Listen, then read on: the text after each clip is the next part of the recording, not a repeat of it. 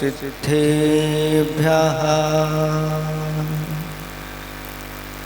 ॐ नमः सिद्धेभ्यः।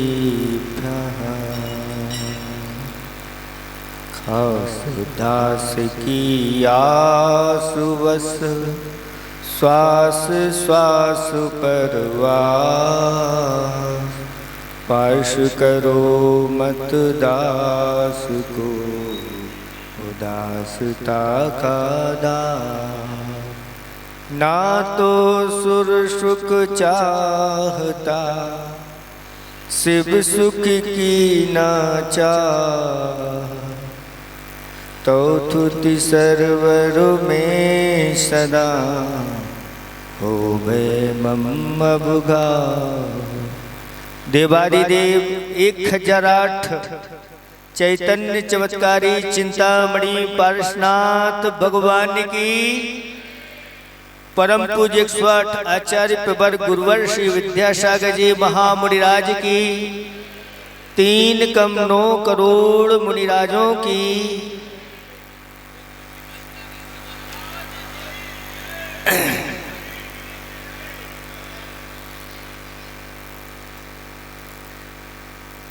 धर्म स्नेही भव्यात्माओं,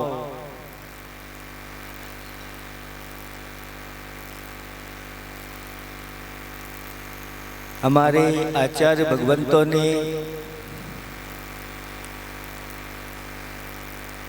धर्म का उपदेश दिया और उन्होंने कहा कि जो अपने जीवन में समीचीन धर्म को धारण करता है वह संसार के बंधन से छूट जाता है, संसार के दुखों से ऊपर उठ जाता है और अपनी आत्मा को वह परमात्मा बना लेता है। इसी का नाम समीचीन धर्म है।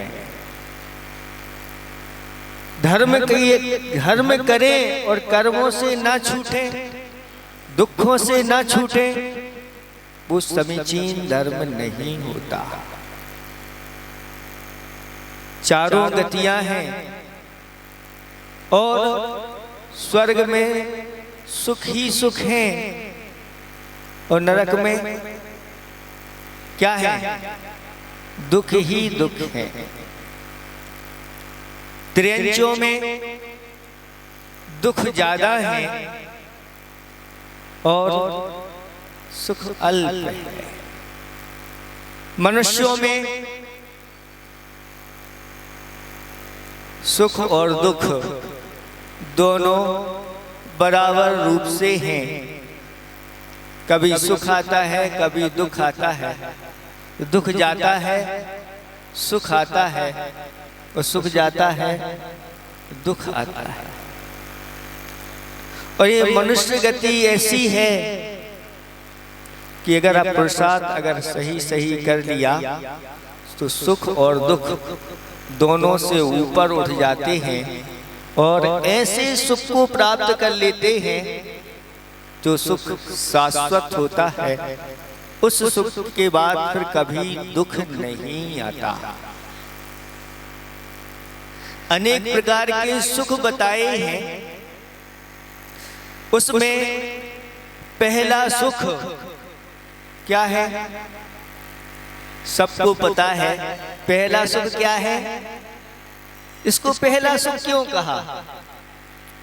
क्योंकि अगर ये काया निरोगी रहेगी तो धर्म का साधन करने में यह काया निमित्त बनती है। अगर यह शरीर स्वस्थ रहे तो बुद्धि भी बहुत अच्छी चलती है और धर्म पुरुषार्थ करने में वह उत्साहित रहता है। यह शरीर स्वस्थ कैसे रहे या हमारे लिए यह शरीर स्वस्थ कैसे मिले? तो हमारे आचार्य भक्तों ने कहा कि जैसा हो अन्न वैसा हो मन, और जैसा हो पानी और वैसी हो वाणी। आजकल भोजन पानी जो होता है वह सब अगर बाहर का होता है, जो घर में नहीं बनाया जाता, बाहर बना हुआ है, पैक होकर के आ रहा है, उसमें शुद्धता नहीं होती। और घर में भी अगर बना है और वह अभक्ष्य पदार्थों से बना है तो भी उसमें शुद्धता नहीं होती। इसलिए अपने जीवन में एक बार अच्छी तरह से ये विवेक जागृत हो जाए कि हमें शुद्ध भोजन पान करना है, और जो शुद्ध भोजन पान करता है उसका शरीर भी स्वस्थ रहता है, और साथ साथ में धर्म का संपादन वह करता चला जाता है, और अगले भाव में जब उसको शरीर मिलता है तो वह काया निरोगी मिलती है, उसके शरीर में किसी प्रकार के रोग नहीं होते। इसके लिए विवेक जागृत करना है। खाने पीने की चीजों में विवेक का अर्थ क्या होता है? महाराज आप लोग कहते हैं बार बार विवेक रखो, विवेक रखो। ये विशेष ज्ञान, विशेष विज्ञान जिन वस्तुओं के बारे में हमें हो जाता है उसका नाम विवेक है। जैसे खाने संबंधी विवेक क्या है? तो क्या खाएं, कब खाएं, कहां खाएं, कैसे खाएं, कितना खाएं, क्यों खाएं। जहां ये प्रश्नवाचक चिन्ह लगा करके और फिर भोजन पान किया जाता है वहां पर विवेक आ जाता है। और विवेक जिसके जीवन में आ जाता है उसके अंदर जितने गुण हैं वो सारे के सारे गुण सार्थक हो जाते हैं। और अगर एक विवेक गुण नहीं है तो बहुत सारे गुण के ऊपर भी पानी फिर जाता है। तो सबसे पहले प्रश्न उठता है कि क्या खाएं? भूख तो लगी है, आहार संज्ञा है, लेकिन क्या खाएं? तो हमारे आचार्य भगवंतों ने कहा कि जो वस्तु भक्ष्य है, खाने योग्य है, वही खाएं। खाने योग्य क्या है? तो जो शाकाहारी है वही खाने योग्य है, और जिसमें मांस, अंडा आदि आदि ऐसे पदार्थ डले हुए हैं, ऐसा भोजन खाने योग्य नहीं है। क्योंकि ऐसा भोजन पाप का संचय कराने वाला होता है और वह जाकर के दुर्गति में ले जाने वाला होता है। जो मर्यादा का भोजन है वही भक्ष्य है। शाकाहारी में भी जो मर्यादा का है वह भोजन भक्ष्य कहलाता है, और ऐसा भोजन हमें दुर्गति में जाने से बचा जाता। क्या खाएं? फिर प्रश्न उठता है कि कब खाएं? खाने के लिए दिन और रात दो हैं, तो कब खाएं? दिन में खाएं कि रात में खाएं? हैं? अगर रात में खाते हैं तो कहा कि रात में खाने वाले मर करके बिल्ली, कौआ, गिद्ध, सर्प, सूकर ऐसी ऐसी निंद पर्यायों में जाकर के उत्पन्न होते हैं। और जिन्होंने पूर्व में रात्रि भोजन किया है उनके लिए उच्च, अगर मनुष्यों में उत्पन्न हो गए तो उच्च कुल नहीं मिलता, निंद कुलों में जन्म लेना पड़ता है। रात्रि में बना हुआ भोजन दिन में करना और दिन का बना हुआ भोजन भी रात्रि में करना, दोनों ही घातक हैं। पाप के संचय कराने वाले हैं। इसलिए आचार्य भगवतों ने कहा कि दिन में भोजन करना, दिन में ही सारे मंगलाचार करने के लिए हमारे आचार्य भगवंतों ने कहा।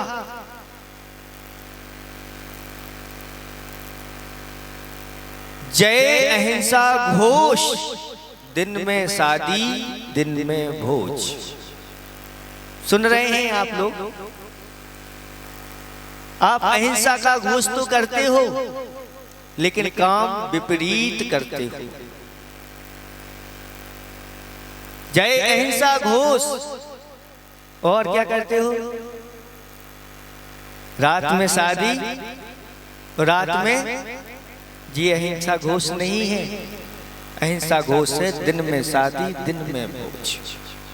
क्योंकि रात्रि में महान पाप का संचय होता है, और जो रात्रि में व्यक्ति अपने लिए ही बना करके अगर खाए, एक कथा आती है आगम में, अपने लिए ही बनाया और खाया, मर करके वह कौआ बना, फिर नरक में गया, वहां से आया तो यहाँ पर वह उल्लू बना, फिर नरक में गया, फिर आकर के गिद्ध आदि पर्यायों में, फिर नरकों में। 10 भाव नरकों के, 10 भाव त्रियंचों के उसने प्राप्त किए। एक रात्रि में भोजन बनाया और खाया, फिर जो महाभोज रात्रि में कराते हैं, देते हैं, बुलाते हैं, कितना पाप का संचय करते हैं आप सब समझ सकते हैं। हम बहुत दान कर रहे हैं महाराज, आप बहुत प्रशंसा कर रहे थे, हम बहुत पूजा पाठ कर रहे हैं और इसके फल भी बहुत अच्छे होते हैं, ये तो कर रहे हो, लेकिन आप लोग और अन्य कार्य करके वो सब बराबर, और यहाँ तक कि इतना पाप का संचय कर लेते हैं, ये पुण्य भी उसके सामने कुछ नहीं रहता। पुण्य हो रहा है आपका इतना सा और पाप हो रहा है भर भर करके, तो कैसे धुलेगा? इसलिए हमारे आचार्य भगवंतों ने कहा कि सबसे पहले इन पापों पर विराम करो जो अपने योग्य नहीं है। क्या खाना और कब खाना? दिन में कुछ ऐसे पक्षी होते हैं जो संध्या होते ही क्या करते हैं? देखे हैं आप लोगों ने?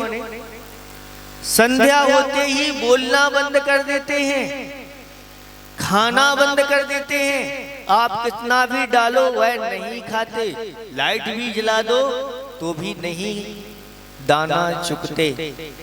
क्यों? ऐसा क्या? क्या उनका रात्रि भोजन त्याग है? रात्रि भोजन बलि त्याग ना हो, लेकिन उनकी कुल परंपरा में रात्रि में नहीं खाया जाता। एक स्थान पर आकर के बैठ जाते हैं और खाना पीना बंद कर देते। ऐसे ही हमारे जैन कुल में हमारे भगवान ने उपदेश दिया है, जिनको आप उच्चासन देने जा रहे हैं, कि दिन में भोजन करना, रात में नहीं। रात में भोजन करके 100 वर्ष जीने की अपेक्षा रात्रि भोजन करके जीने की अपेक्षा दिन में आप भोजन करिए और रात्रि में भोजन त्याग करिए। अगर मरण भी हो गया तो हमारे आचार्य भगवान कहते हैं कि उसके लिए स्वर्ग की प्राप्ति होती है, पर वह अमर बनता है, यानी बहुत काल तक जीता है। और एक अगर रात्रि भोजन करके मरता है तो बार बार नरकों में और त्रिंच गति में जन्म और मरण की परंपरा सहन करना पड़ती है। इसलिए धर्म अपने जीवन में विवेक को जागृत आप लोगों को करना है। तो क्या खाना, कब खाना, कैसे खाना, बताओ कैसे खाना? खड़े खड़े खाना कि बैठ के खाना? अगर खड़े खड़े खा रहे हैं तो हो सकता है आप लोग मुनिराज बनने की प्रैक्टिस कर रहे हो, जल्दी आप दीक्षा के सम्मुख हो, ऐसी घोषणा हो गई हो कि दीक्षा लेना है तो भाई पहले अभ्यास कर लो। क्योंकि आचार्य भगवंतों ने खड़े होकर के अगर आज्ञा दी है तो मुनिराजों के लिए यथाजात होकर, अगर नहीं है तो दूसरे नंबर के वो होते हैं जो पशु होते हैं, वह खड़े होकर के खाते हैं। तो आप अगर मुनिराज बनने की तैयारी नहीं कर रहे हैं तो फिर दूसरा नंबर आपका आएगा, या तो आप मनुष्य हैं कि पशु, क्या हैं? पशु। कुछ लेकर पशु है महाराज क्योंकि खड़े खड़े खाते हैं। हो सकता है पूर्व के संस्कार आपके जागृत हो गए हो, पूर्व में पशु पर्याय हो और खड़े खड़े हमने खाया वो हो, अथवा पशु पर्याय आपको अच्छी लगती हो, वहां जाने की तैयारी कर रहे हो। अगर नहीं तो आज संकल्प लेना कि कभी भी हम खड़े खड़े भोजन नहीं करेंगे। हाँ, मुनिराज बनने की छूट है, उस समय आप कर सकते हैं, अथवा कोई विशेष बीमारी हो गई, अब खड़े हो ही नहीं, बैठ ही नहीं पा रहे हैं, तो उस समय की छूट है, बाकी समय तो बैठ करके ही करना। खड़े खड़े शोभा नहीं, ये पाश्चात्य संस्कृति है। भारतीय संस्कृति हमेशा बैठ करके भोजन करने की रही है। तो कैसे खाएं, कहाँ खाएं, कहाँ स्थान भी हमारे यहाँ बताया है, वह स्थान हो जहाँ द्रव्य क्षेत्र काल और भावों की शुद्धि होती हो, ऐसे चौके में भोजन करना। क्यों खाएं? जीने के लिए खाएं कि खाने के लिए जिएं? जीवन चलाना है, धर्म पुरुषार्थ करना है, इसलिए भोजन करना जरूरी है। कितना खाएं? उतना ही खाएं जितनी भूख हो, भूख से ज्यादा नहीं खाएं, क्योंकि यह सब बीमारियों के लिए कारण होता है। तो पहला सुख निरोगी काया, ये निरोगी काया जो अभक्ष का त्याग करते हैं, दिन में भोजन करते हैं, मर्यादा का भोजन करते हैं और भोजन में भी उनकी लिमिट होती है, ऐसे लोग निरोगी काया को प्राप्त करते हैं। तो दूसरे नंबर पर आता है दूजा सुख घर में हो। घर में भी माया कैसी है? माया की माया है अद्भुत निराली हो, कहीं पे होली हो कहीं पे दिवाली, वो माया नहीं, मायाचारी वाली माया नहीं। ये माया यानी धन वैभव घर में हो तो एक सुख रहता है। कहते हैं कि अगर श्रावक के पास कौड़ी नहीं तो वह कौड़ी का नहीं, और साधु के पास अगर कौड़ी है तो वह भी कौड़ी का नहीं। इसलिए माया की जरूरत होती है, और यह माया धन वैभव सब पुण्य के उदय से मिलते हैं, धर्म के प्रभाव से मिलते हैं। जो मनुष्य जीवन पाकर के भगवान की अभिषेक पूजन दर्शन भक्ति स्तुति वंदना जप आदि करते हैं, उनके लिए ऐसे वैभव प्राप्त होते रहते हैं, उनके यहाँ किसी प्रकार की कोई कमी नहीं आती। भोजन आप करते हैं तो भोजन के पहले हमारे आचार्य भगवंतों ने कहा कि जो भोजन के पूर्व में भगवान की पूजा और गुरुओं की सेवा करके भोजन करता है, वह व्यक्ति सर्व सुखों को प्राप्त होता है। और जो बिना भगवान के दर्शन पूजन और गुरुओं की सेवा किए बिना भोजन करता है, वह पाप का भक्षण करता है और जाकर के दुर्गति का पात्र हो जाता है। तो दूजा सुख घर में हो माया, तीजा सुख सुलक्षणा नारी, ऐसी नारी जो उत्तम लक्षणों वाली हो, जो घर में आते ही घर को स्वर्ग बना दे, वह घर की लक्ष्मी कहलाती है। और जिसके पास ऐसे लक्षण होते हैं, जो सदा संतुष्ट रहती है और साध्वी रहती है, ग्रह कला, ग्रह विज्ञान की कला जिसको आती है और हमेशा हमेशा अपने बड़ों की आज्ञा में चलती है, और शास्त्र का जिसको ज्ञान होता है, विदुषी होती है, ऐसी नारी सुलक्षणा नारी कहलाती है। धर्म का ज्ञान हो तभी तो हम दूसरों को दे सकेंगे, अपने बच्चों को संस्कार दे सकेंगे, नहीं तो कहां। आज आपके यहाँ साहेगढ़ में एक बहुत अच्छी पाठशाला चल रही है और लगभग 150 से 200 बच्चे उस पाठशाला में भाग ले रहे हैं और उनको पढ़ाने वाली कुछ बहनें तैयार हुई हैं, वो भी अपना समय उनके लिए दे रही हैं। कहते हैं कि ऐसे बच्चों के लिए ज्ञान दान देना वह ऐसा पुण्य का संचय कराता है, आगे जाके सुत केवलित्व को प्राप्त करा देता है। ऐसी पाठशाला में आप अपने बच्चों को भेजो, क्योंकि पाठशाला में इंसान ही नहीं, आगे ऐसे संस्कार पढ़ते हैं कि भगवान बनते हैं। बहुत सारे संस्कारित होकर के यहाँ से मुनि आर्यिका आदि ब्रह्मचारिणी व्रत आदि को धारण किया है। ये सब पाठशाला के ही संस्कार के परिणाम हैं। ऐसी पाठशाला में आप लोगों को भरपूर सहयोग करना चाहिए। अहोदान, शास्त्र दान, ज्ञान दान अपने आप में आगे जाकर के सुत केवलित्व को प्राप्त कराता है। ये सब क्या है? ये सब सुलक्षणा जो नारियां होती हैं, उनके पास ऐसा ज्ञान होता है कि दूसरों को भी वह दे सके। तो पहला सुख निरोगी काया, दूजा सुख घर में हो माया, तीजा सुख सुलक्षणा नारी। जब सुलक्षणा नारी हो तो चौथा सुख पुत्र हो आज्ञाकारी। अगर पुत्र आज्ञाकारी होता है, माता पिता की आज्ञा में चलता है, तो माता पिता को बहुत सुख की प्राप्ति होती है और अपने आप को वह धन मानते हैं कि मुझे ऐसा पुत्र मिला।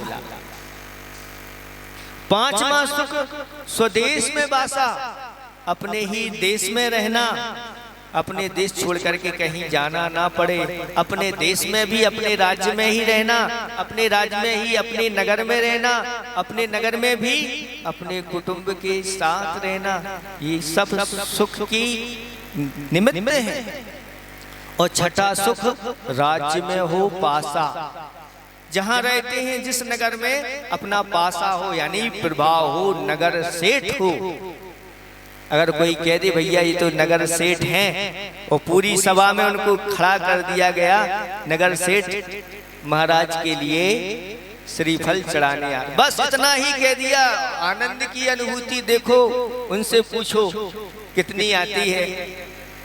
और अगर मान लो नहीं कहा, किसी ने नहीं पूछा, नहीं चढ़वाया, तो स्थिति खराब हो जाती है, बीमार भी पड़ जाते हैं। अपने आप ये सब पुण्य के माध्यम से, सुख के माध्यम से प्राप्त होते हैं। और सातवां सुख है संतोषी जीवन, और ऐसा है तो सुखी है जीवन। अगर अपने जीवन में संतोष आ गया तो वह जीवन बहुत अच्छा होता है। संतोषी सदा सुखी, और कहते हैं सर्वश्रेष्ठ कोई धन है, परम धन है तो संतोषम परमम धनम। यह संतोष परम धन है। और जो जितना दान करता है, जो जितना त्याग करता है, जो जितने व्रत संयम को धारण करता है, वह उतना ही संतोषी होता चला जाता है। अगर आप सुखी होना चाहते हैं तो संतोषी बनो। संतोष अपने जीवन में धारण करो, ये सुख है। और यह सुख आगे जाकर के और सुख की परंपरा को बढ़ाता चला जाता है। सुख के बाद तत्वार सूत्र में साता वेदी आश्रव के लिए बहुत सारी चीजें बताई, उसमें एक बताया कि शौचम यानी संतोष, निर्लोभता। ये निर्लोभता, संतोष हमारे लिए सुख का संपादन करता चला जाता है। फिर ऐसा सुख मिलता है, वह सुख समाप्त नहीं होता, बढ़ता ही चला जाता है।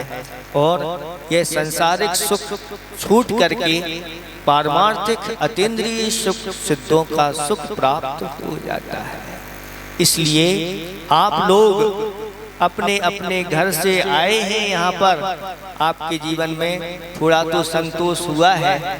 जो लोभी है वो अभी दुकान खोल के बैठे होंगे, इतना बड़ा कार्यक्रम हो रहा है, भगवान तीन लोक के नाथ ऐसे उच्चासन पर बैठ रहे हैं। पुण्य चाहिए बंधुओं, ऐसे काम करने के लिए कसायों की मंदचा चाहिए, द्विस्थानी कसाय चाहिए, त्रिस्थानी चतुस्थानी कसाय होती है। मंदिर में आने के भाव नहीं होते, गुरुओं के उपदेश सुनने के भाव नहीं होते, दान करने के भाव नहीं होते अंदर से। इसलिए अपने जीवन में ऐसे निर्लोभता को अपने जीवन में लाओ। समय हो गया है श्री जी के बैठने का। साथ साथ में ऐसा आप लोगों को अभी भैया जी ने बताया कि ऐसा संयोग बैठ गया। कैसा संयोग बैठा कि 23वें पार्श्वनाथ भगवान हैं और हम लोगों की दीक्षा भी ऐसे ही पार्श्वनाथ भगवान नेवावर के मूल नायक, उन्हीं के चरण सन्निधि में हम लोगों की दीक्षा। और संयोग ऐसा बैठा कि 24 दीक्षा होना थी, लेकिन 23वें पार्श्वनाथ भगवान होने के कारण से 23 दीक्षाएं हुई, 24 भी नहीं।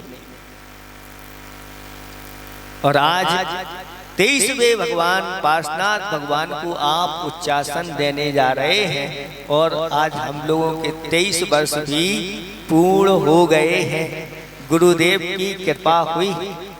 कहते हैं कि बनिया प्रसन्नम कोणी छदानम, बढ़िया प्रसन्न हो जाए तो दो चार 10 लाख या करोड़ दान दे देगा, बस इससे ज्यादा नहीं। लेकिन राजा प्रसन्नम, अगर राजा प्रसन्न हो जाए तो पूरा का पूरा राज दान कर देता है, आधा राज्य, पूरा राज्य।